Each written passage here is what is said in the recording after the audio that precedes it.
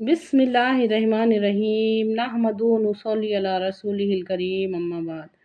تمام تعریفیں اس اللہ عز و جل کے لیے لائق و زیبہ ہے جو سارے جہاں کا بنانے والا اور اس کو پالنے والا ہے، اور درود و سلام ہو اس کے آخری نبی حضرت محمد مصطفیٰ صلی اللہ علیہ وسلم پر۔ غور سے سنیے میری اس بات کو۔ ہم کیا چاہتے ہیں؟ اچھی بھلی چل رہی ہماری زندگی، پھر ہم اس کو امتحان میں کیوں ڈالیں؟ غور کیجیے اس بات میں۔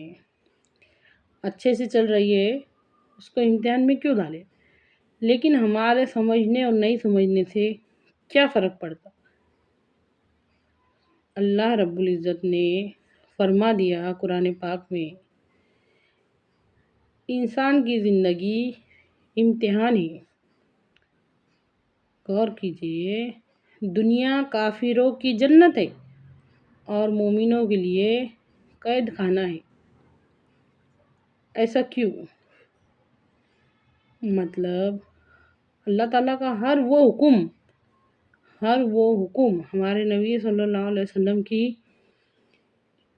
اطاعت، آپ صلی اللہ علیہ وسلم کے طریقے پر چلنا، اگر ہمارے اندر کے نفس کو، شیطان کو ناگوار گزرتا تو انسان کو یہ پہلے سے پتہ ہونا چاہیے کہ ہاں میری زندگی امتحان ہے۔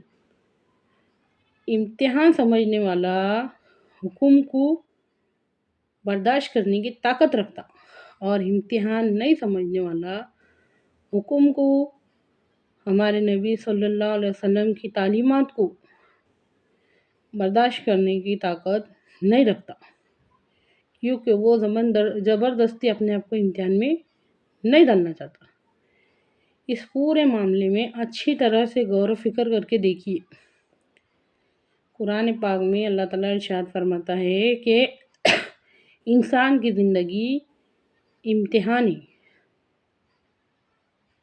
کیوں؟ یہاں پر دنیا میں وہ کر لو جو اللہ چاہتا ہے، تو کل قیامت کے دن جو ہم چاہیں گے وہ ہم کو ملے گا۔ دنیا جنت نہیں ہے، دنیا جنت نہیں ہے۔ اس اینگل سے سوچنا بہت بہت بہت ضروری ہو گیا،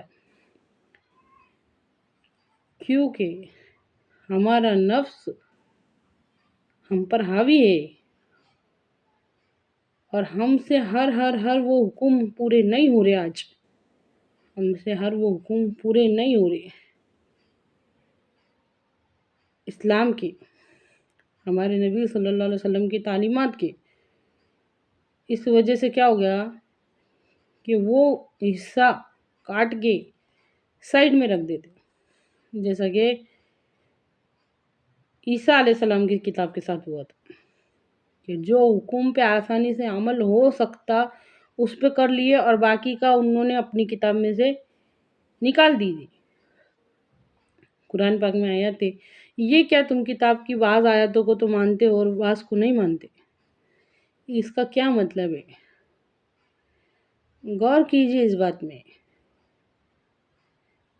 ہم یہ سمجھتے کہ امتحان زبردستی ہم امتحان میں کیوں پڑے؟ ہم اپنے آپ کو امتحان میں نہیں ڈالنا چاہتے، یہ بھول کے کہ موت اور زندگی اللہ کے ہاتھ میں،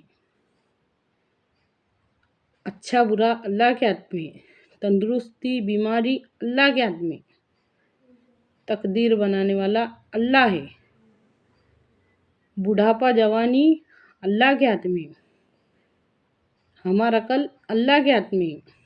آج رات میں سے ہمارے ساتھ کیا ہونے والا ہے یہ ہم کو نہیں معلوم، ہمارے اختیار میں یہ سب باتیں نہیں ہے۔ یہ بنا سوچے کہ ہمارے اختیار میں کچھ بھی نہیں ہے، ہمارے ہاتھ میں کچھ بھی نہیں ہے، ہم اپنی منمانی کرتے ہوئے بالکل بھی نہیں ڈرتے۔ غور کیجیے اس بات میں۔ ہدایت کا دروازہ ہوتا ہے ہماری سوچ اور ہماری سمجھ۔ اس دروازے کو کھولنا بہت ضروری ہے اسلامی تعلیمات کو سیکھنے کے واسطے۔ اسلامی تعلیمات کے واسطے اپنے ذہن کے دروازے کو کھولو تاکہ ہدایت اس میں سے داخل ہو۔ ایک بار اسلامی تعلیمات والی ہدایت ہمارے ذہن کے دروازے سے داخل ہو جائیں گی نا، اس کے بعد سب آسان لگنا شروع ہوگا۔ اور آج ہمارے ذہن کے دروازے اسلامی تعلیمات کے واسطے بند ہے نا، تو ہم کو سب مشکل لگتا ہے۔ ایسا کیوں؟ جب ہمارے نبی صلی اللہ علیہ وسلم نے فرما دیا کہ الدین یسرون، دین آسان ہے، پھر وہ ہم کو مشکل کیوں لگتا؟ کیونکہ اس بات کے واسطے ہم ذہنی طور پر تیار نہیں ہے۔ ہم منمانی کرنے کے واسطے تیار ہے، ہم اللہ کے حکموں کو قبول کرنے کے واسطے دل دماغ سے تیار نہیں ہے۔ نبی صلی اللہ علیہ وسلم کی تعلیمات پر چلنے کے واسطے دل دماغ سے تیار نہیں ہے، ریڈی نہیں ہے۔ اچھی طرح سے غور کیجیے اس بات میں، بہت غور طرف مسئلہ ہے۔